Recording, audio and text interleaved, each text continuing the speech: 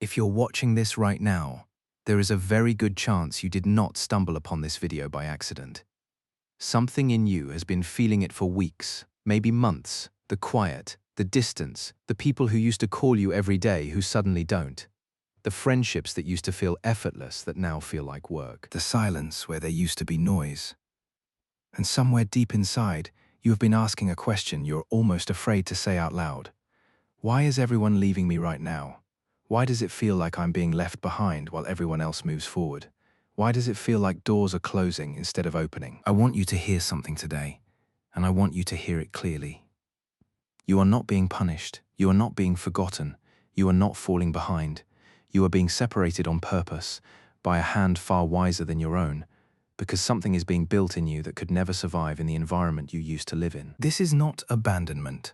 This is preparation. And before this video ends, I'm going to show you exactly why losing people right now is one of the clearest signs that God is getting you ready for something you have not even dared to imagine yet. Think about every person you have ever admired. Every person who carried real weight, real purpose, real influence.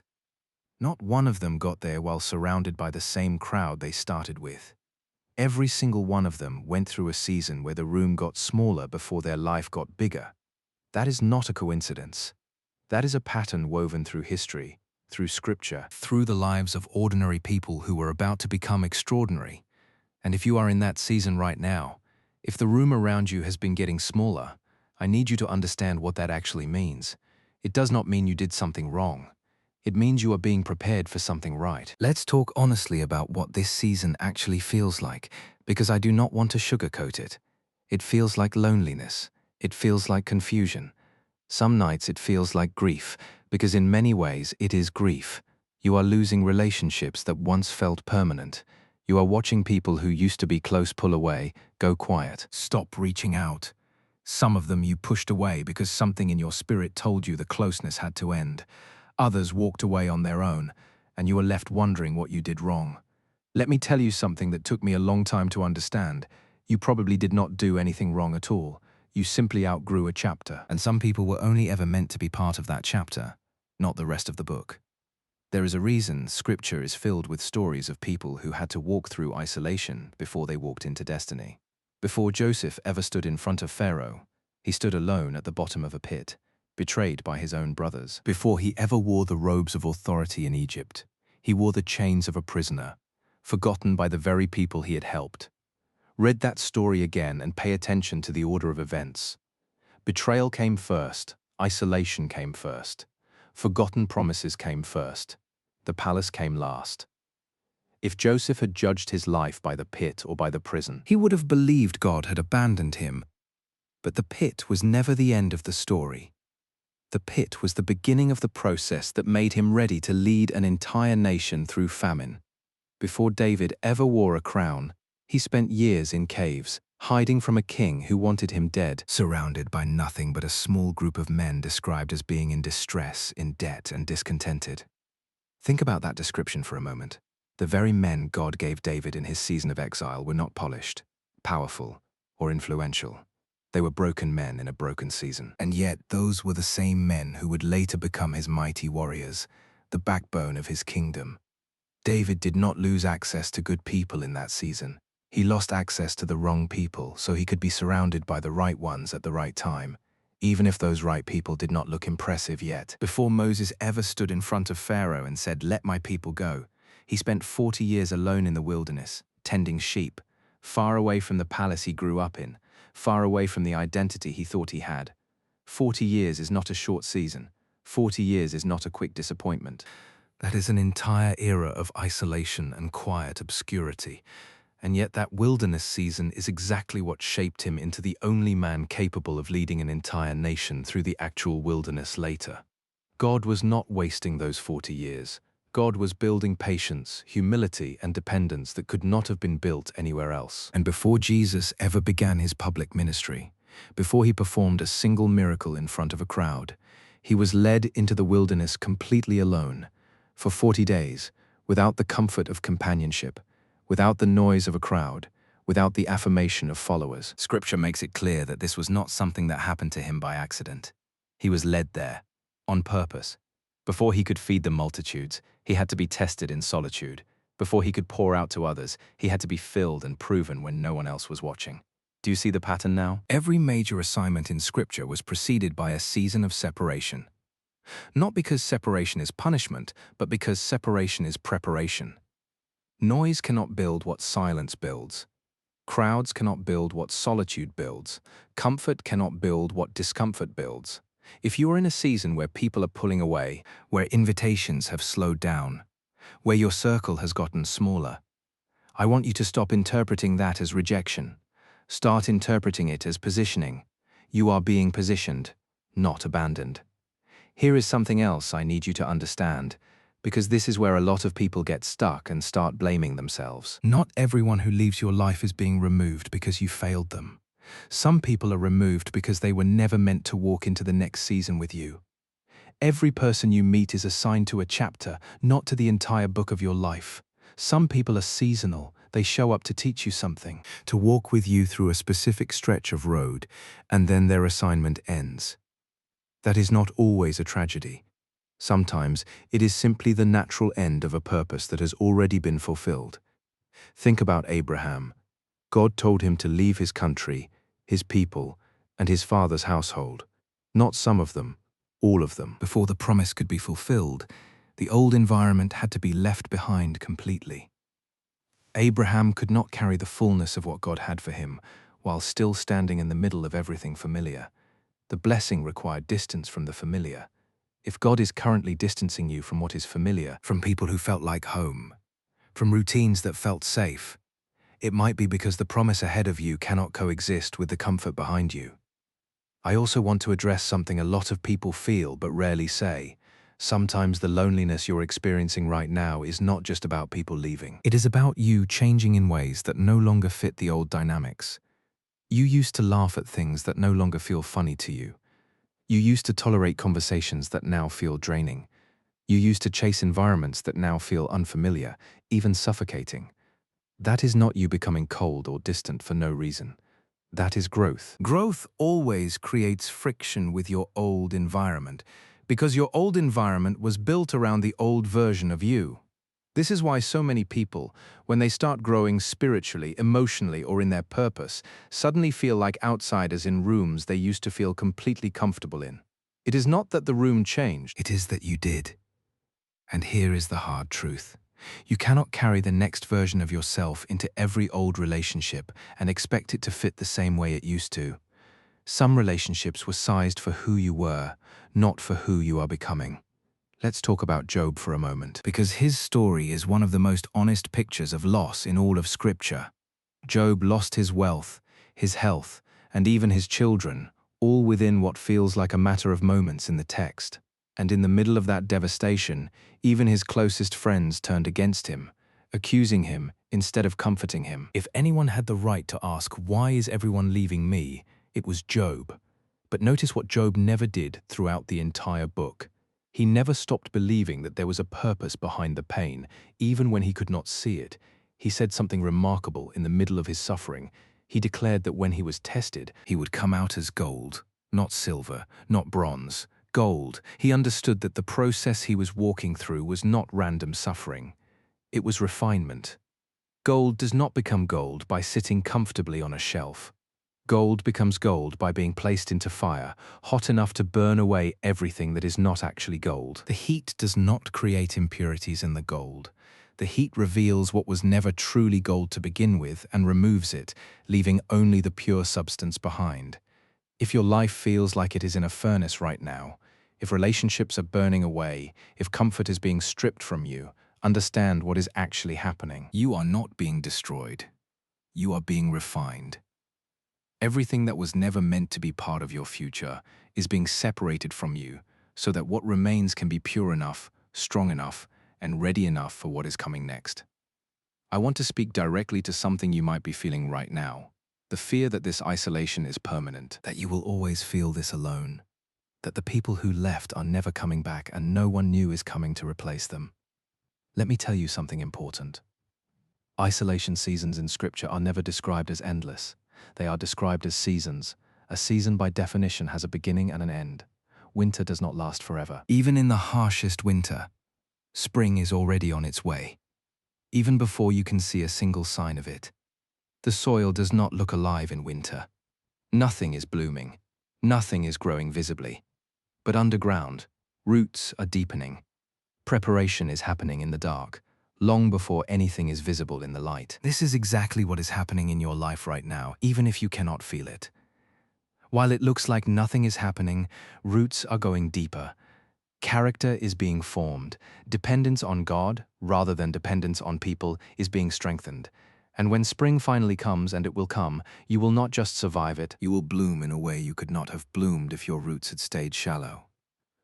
Let's also talk about something people rarely mention when discussing seasons of loss, the noise that gets removed along with the people. When you lose certain relationships, you also lose the noise that came with them, the opinions, the comparisons, the distractions. The constant pull toward things that were never actually good for you, but felt comfortable because they were familiar. Silence feels uncomfortable at first, because we are so used to noise. But silence is also where clarity lives. It is very difficult to hear direction in your life when there is constant noise around you. Sometimes God allows the noise to be removed, not to hurt you, but so you can finally hear what you have been too distracted to hear for years. Psalm 46:10 says, "Be still and know that I am God." Notice that stillness comes before knowing, not the other way around. You cannot fully know what God is doing in your life while you are constantly surrounded by noise, constantly filling every silent moment with distraction. Sometimes the silence you're experiencing right now, uncomfortable as it feels, is the exact environment required for you to finally hear clearly for the first time in years. I also want to gently challenge something many people believe during this season. The idea that being alone means being unloved. Those are not the same thing. You can be deeply loved and still be walking through a season of physical or emotional solitude. In fact, some of the most loved people in Scripture went through the most intense seasons of isolation. Love was never removed from their lives. Only the noise, the crowd, and the distraction were removed, so that love could be experienced in its purest form, undiluted by everything else competing for their attention. Now let's talk about something practical. Because understanding why this is happening is only half the picture. The other half is what you do while you're in it. There are two ways to walk through a season like this. You can walk through it bitter, angry, and closed off, convinced that people are the problem, and that you should build walls so high that nothing can ever hurt you again. Or you can walk through it soft, humble, and open, trusting that even though this hurts, it has a purpose, and choosing to grow instead of harden. The difference between these two responses will determine what kind of person walks out of this season. Bitterness produces isolation that never ends, because bitterness pushes away even the good people who are meant to come later. But surrender, even painful surrender, produces refinement that prepares you to receive what is coming without destroying it before it even arrives. This is the moment to ask yourself some honest questions. Are you becoming bitter, or are you becoming better? Are you closing your heart completely, or are you simply becoming more discerning about who gets access to it? There is a difference between building walls and building wisdom. Walls keep everyone out indiscriminately. Wisdom knows who to let close and who to keep at a respectful distance. This season is meant to teach you wisdom, not to teach you to shut everyone out forever. I also want to talk about the specific kind of loneliness that comes from being misunderstood, because this is often the hardest part of this season. It is one thing to lose people. It is another thing entirely to feel like the people who remain do not understand what you are going through, do not understand the shift happening inside you, and sometimes even judge you for changing. This is one of the loneliest experiences a person can go through, being surrounded by people yet feeling completely unseen by them. If this describes you right now, I want you to remember something about Jesus in the Garden of Gethsemane. In his most painful hour, he asked his closest friends to stay awake and pray with him, and they fell asleep instead. Even the people closest to him could not fully understand or fully show up for him in his deepest moment of need. If even Jesus experienced being misunderstood and unsupported by the people closest to him, you are not failing at relationships by experiencing the same thing. You are simply walking a road that every person who has ever carried something significant has had to walk. Let's talk about what comes after this season, because I do not want to leave you sitting only in the pain without a picture of what is ahead. Every isolation season in Scripture that was ordained by God eventually gave way to expansion. Joseph went from the pit to the palace. David went from the cave to the kingdom. Moses went from the wilderness to leading a nation out of bondage. Jesus went from the wilderness of temptation to a ministry that would change the entire world. None of these expansions happened while the isolation was still going on. But none of these expansions would have been possible without the isolation happening first. This tells us something crucial. The size of your assignment is often directly connected to the depth of your preparation. If you have been feeling like your isolation season has lasted an unusually long time, it might be because what is ahead of you requires an unusually deep foundation. You do not build a skyscraper on the same foundation you would use for a small house. The deeper the foundation, the taller the building can eventually stand. If your foundation season is taking longer than you expected, it might simply be because what is being built on top of it is bigger than you have realized. I want you to think about the people who have already left your life and ask yourself a different question than the one you have probably been asking. Instead of asking why did they leave, ask what would have been impossible if they had stayed. Sometimes certain relationships, even good ones, occupy space that needs to be empty for something else to grow. Sometimes people who are not necessarily bad for you are still not right for the next season, simply because they carry an energy, a mindset, or an influence that would have limited what you were about to become. This does not mean every person who left was wrong for you. Some relationships end not because either person did anything wrong, but because seasons change and paths that once ran parallel begin to diverge. That is not failure. That is simply the nature of growth. Trees that grow in the same forest do not all grow in the same direction. Some reach toward the light on one side, others reach toward the light on a completely different side, and eventually their branches no longer touch the way they once did, even though they started from the same soil. I want to also speak to the fear of starting over, because this season often forces people to face that fear directly. When you lose people, you sometimes feel like you're starting from zero, like you have to rebuild your entire social world, your entire sense of belonging, from nothing.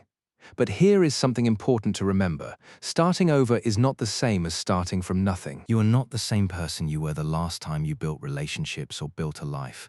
You carry everything you learned, everything you survived, everything you became during this season of loss. That is not nothing. That is actually the most valuable resource you could bring into whatever comes next. Let's also address something that often goes unspoken: the temptation to force old relationships back into place before their time. When people feel the pain of isolation, a common response is to chase after the people who left, to try to convince them to stay, to shrink yourself back down, to fit into spaces you have already outgrown. I want to gently warn you against this. Trying to force a relationship to remain in a season it was only meant for often delays your growth rather than protecting it. Sometimes the most loving thing you can do, both for yourself and for the other person, is to let the season end with grace instead of forcing it to continue past its purpose. This does not mean every ending is final or that reconciliation is never possible. Some relationships do come back in a different form, at a different time, once both people have grown through their own seasons. But that reunion, if it happens, will look different than the original relationship, because both people will have changed. Trying to recreate exactly what existed before usually fails, because you cannot pour a new season into an old container and expect it to hold the same way it used to. I also want to talk directly about faith during this season, because faith is often what determines whether isolation becomes bitterness or becomes breakthrough. Faith does not mean pretending the pain does not exist. Faith means trusting that the pain has a purpose even when you cannot see what that purpose is yet. Romans 8:28 reminds us that all things work together for good for those who love God and are called according to His purpose. Notice it does not say all things feel good. It says all things work together for good. That includes the painful things. That includes the lonely things. That includes the confusing things you are walking through right now. This does not mean every painful thing is good in itself. Betrayal is not good. Loss is not good. Loneliness is not good. But God has a unique ability to take things that are not good and weave them into a larger story that ultimately produces something good, something you could not have arrived at any other way. This is not about pretending your pain does not hurt. It is about trusting that your pain is not the final chapter. I want to give you something practical to hold on to during this season. Something to do rather than just something to believe. First, resist the urge to fill every silent moment with noise or distraction. Let some of the silence remain, because that silence is doing work in you that noise would interrupt. Second, pay attention to what patterns are being revealed in the relationships that have ended. Are there common threads, common warning signs you ignored in the past that you can now recognize more clearly? This season is not just removing people, it is teaching you discernment for the future. Third, invest in the relationship that never leaves, your relationship with God. Whatever this season is doing to your other relationships, it is an invitation to go deeper in this one. The people who leave you have limitations. This relationship does not. Fourth, resist comparing your timeline to anyone else's. Someone else's season of expansion might be starting right now, while your season of isolation is still going on. And that is not evidence that something is wrong with you. Different assignments require different lengths of preparation. Comparing timelines only produces frustration, not clarity. Fifth, start paying attention to the quiet signs of growth happening in you, even if they feel small. Are you more patient than you used to be? Do you handle disappointment differently than you did a year ago? Are you more discerning about who you let close? These small shifts are evidence that the process is working, even when the external results have not shown up yet. I also want to speak to something many people feel guilty about admitting. Sometimes this season feels good, even in the middle of the pain. There is a strange kind of peace that comes with fewer people demanding your energy, fewer voices pulling you in different directions, fewer relationships that required you to perform a version of yourself that was not fully true. If part of you has felt relief mixed in with the grief, that is not something to feel guilty about. That relief might be a sign that some of what left your life was actually weighing you down more than you realized while it was still there. Let's return to the story of Joseph one more time, because there is a detail people often overlook. When Joseph finally stood in front of his brothers again, the very ones who betrayed him, he did not respond with the same bitterness that would have been completely understandable. He told them that what they meant for evil, God meant for good, to bring about the saving of many lives. Joseph was able to say this because he had walked through his entire isolation season with his heart soft instead of hard. If Joseph had come out of the pit and the prison bitter and closed off, he would not have been the same man capable of leading a nation through crisis with wisdom and mercy. The very qualities his assignment required were the qualities that could only be formed in isolation. This is the invitation in front of you right now. Not just to survive this season, but to let it form something in you that could not have been formed any other way. The assignment ahead of you, whatever it is, requires a version of you that does not exist yet. And painful as this is to hear, that version of you is being formed right now, in the quiet, in the loneliness, in the seasons where people are pulling away instead of drawing near. I want to remind you of something before we close. This season, no matter how long it has lasted, no matter how painful it has felt, is not evidence that you are being left behind. It is evidence that you are being set apart. There is a difference between being forgotten and being set apart. Forgotten implies no one is paying attention to you. Set apart implies you are being handled with intentional care, being shaped for something specific, something that could not happen while you were still surrounded by everything familiar. If you have felt the sting of people leaving, if you have felt the confusion of relationships ending without clear explanation, if you have felt the ache of being misunderstood by the people who remain, I want you to receive this today. None of that pain is being wasted. Every tear, every lonely night, every unanswered question is part of a process that is producing something in you that will eventually be undeniable to everyone who watches your life unfold from here. You are not losing people because something is wrong with you. You are losing people because something is being made right in you.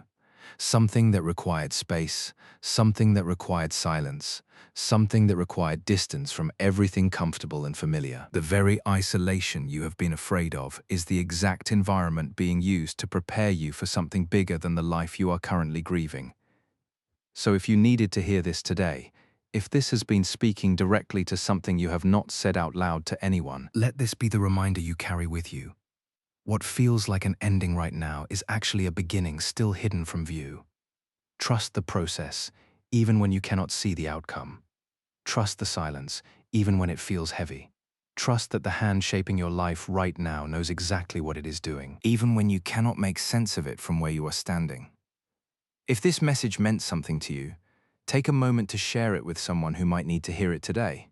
Someone who might be sitting in their own season of quiet isolation, wondering if anyone even notices. Sometimes the very message that helped you is the exact thing someone else has been waiting to hear without knowing how to ask for it. And if you want to keep walking through seasons like this with clarity instead of confusion, stay close, because there is more still ahead, and this is only the beginning of what is being prepared in you.